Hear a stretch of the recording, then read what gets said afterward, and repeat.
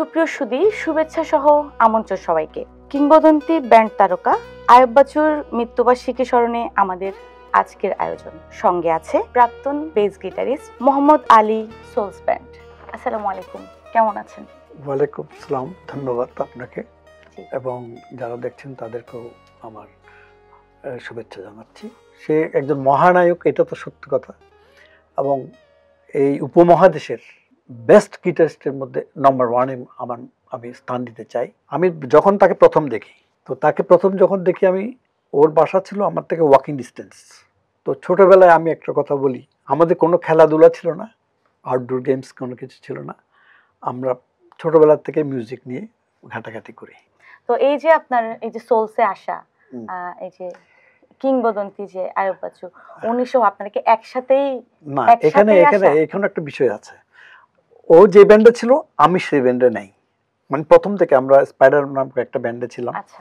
এরপরে আসলাম আমি করলাম একটা রিদম 77 ব্যান্ড, সেটা কুমার বিশ্বজিৎ এবং আমি এবং আরো দুজন আমাদের ইয়ে ছিল, ড্রামার ছিল সরওয়ার, গিটার ছিল স্বপন, ওরা কানাডায় আছে, ওরা এখনো ওখানে মিউজিক করছে। হ্যাঁ, তো আমি যেই ব্যান্ডে ছিলাম, ও হয়তো বা কিছুদিন পর আসে ওই ব্যান্ডে জয়েন করছে, আমি আবার আরেক ব্যান্ডে জাম্প করছি, আবার সেও আরেক ব্যান্ডে জাম্প করছে। কিন্তু এর মধ্যে সে যে সবাইকে ডিঙ্গিয়ে, হ্যাঁ, সে যে অনেক উপরে চলে গেছে। একটা মর্নিং শো একটা বলা আছে, হ্যাঁ, তো ওই প্রথম থেকে তাকে বোঝা গেছিল সে কিন্তু খুব ক্যাচি, যে কোনো জিনিস শোনার সাথে সাথে সেটা মানে কানের মধ্যে নিয়ে নিত এবং সে আঙ্গুলের মধ্যে এটা রপ্ত করতে পারতো। এটা তার একটা মিরাকেল একটা জিনিস। তো একদিন সে আমাকে বলে, তুই একটা গান লিখ, কালকে রেকর্ডিং করবো, তো এখন লেখ। তখন আমি বলি, কি এখন লেখ? মানে আমাদের তখন জঙ্গি ভাই গান লিখতেন, খুব নাম করার উনি ইয়ে। তো আমি বলি, কি এখন লাগান? আচ্ছা, আমি লেখলাম একটা গান, 2 লাইন লিখলাম। 2 লাইন লেখার পর আমার আর কলম চলে না। তো ও অনেকক্ষণ খেয়াল করছে, বলে কি তোর আর কলম উঠতেছে না? আমি বলি না। তখন রাত প্রায় 11টা বেজে গেছে, আর পারতেছে না লিখতে। আমি ও অনেকক্ষণ দেখে বলে, কি তুই কি চাস এখন? আমি বললাম, আমি ঘুমিয়ে যাবো আর কি, এটা এতটুকু থাক। রাত 3টা কি 3:30 হবে, সে এর মধ্যে গানটাকে কমপ্লিট করছে। হ্যাঁ, গানটা 2 লাইনটাকে সে কমপ্লিট করে ফেলছে। গানটা কমপ্লিট করে সুর করে ফেলছে গিটার দিয়ে।